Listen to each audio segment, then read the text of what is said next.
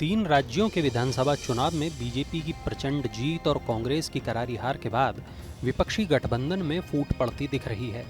कर्नाटक की जीत के बाद विपक्षी दलों के बीच कांग्रेस का बढ़ा कद तीन राज्यों की हार के बीच रसातल में जाता दिख रहा है। कांग्रेस की हार के तुरंत बाद इंडिया में लीडरशिप की लड़ाई शुरू हो गई है। जेडीयू के एक नेता ने ट्वीट कर कहा है कि गठबंधन को नीतीश कुमार के अनुसार चलना चाहिए। नीतीश कुमार ही इंडिया के सूत्रधार हैं और वही इसकी नैया पार लगा सकते हैं। तृणमूल कह रही है कि ममता मॉडल से ही विपक्ष को कामयाबी मिल सकती है। जेडीयू और तृणमूल ही नहीं, गठबंधन के दूसरे सहयोगी दलों ने भी कांग्रेस पर सवाल उठाने शुरू कर दिए हैं। इस बीच 6 दिसंबर को इंडिया की होने वाली बैठक भी सवालों में है। कांग्रेस ने 3 राज्यों की हार के तुरंत बाद ये बैठक बुलाई थी।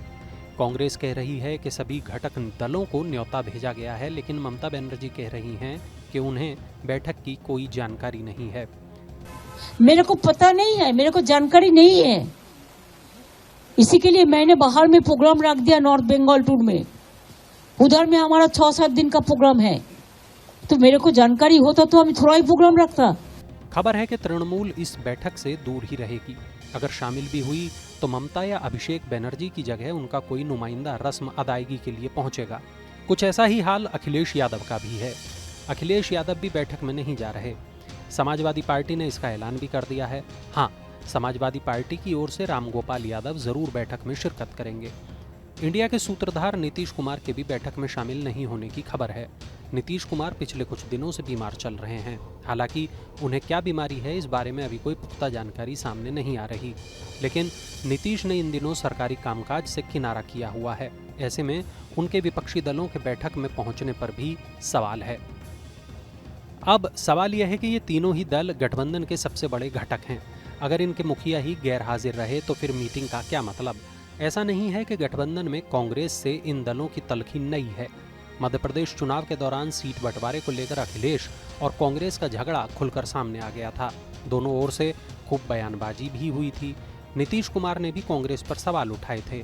नीतीश ने खुले मंच से कहा था कि कांग्रेस को गठबंधन की चिंता नहीं है और अभी वो चुनाव में व्यस्त है। ममता बनर्जी और कांग्रेस की लड़ाई भी समय समय पर खुलकर सामने आती रही है। अब सवाल यह है कि क्या 3 राज्यों की करारी हार के बाद इंडिया में कांग्रेस के सहयोगी दल राहुल गांधी की लीडरशिप स्वीकार करेंगे? दरअसल पहले भी इस पर सवाल उठ रहे थे। नीतीश और ममता जैसे नेता राहुल की लीडरशिप के लिए तैयार नहीं थे। बीच बीच में अखिलेश और अरविंद केजरीवाल की भी पार्टी ने अपने नेताओं को भविष्य के प्रधानमंत्री के दावेदार के रूप में प्रोजेक्ट कर कांग्रेस की चिंता बढ़ा दी। लेकिन कर्नाटक और हिमाचल की जीत के बाद एडजस्टमेंट होती दिख रही थी।